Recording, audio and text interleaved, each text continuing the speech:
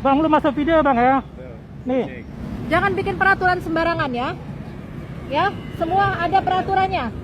Semua ada peraturannya. Beredar kabar warga sekitaran Senen City, Kecamatan Tanah Abang, Kota Jakarta Pusat diresahkan dengan aksi tukang parkir di area Family Mart yang meminta tarif parkir jauh di atas aturan pemerintah.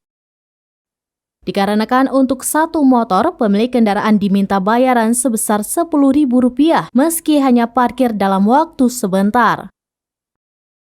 Atas sikap semena-mena tukang parkir di halaman Family Mart depan Senen City itu pun viral di TikTok usai diunggah oleh akun @rapapa_fit pada Selasa 13 Juni 2023. Akibat kejadian tersebut sempat terjadi perdebatan antara pemilik sepeda motor dengan sang juru parkir. Terlihat pula beberapa pemilik motor lainnya ikut mengeluhkan besarnya biaya parkir yang diminta. Seolah tak peduli, tukang parkir tersebut tetap meminta mereka untuk mencari lahan lain lantaran enggan membayar sebesar Rp10.000. Ternyata pemberlakuan tarif parkir dengan besaran Rp10.000 itu sudah berlangsung cukup lama.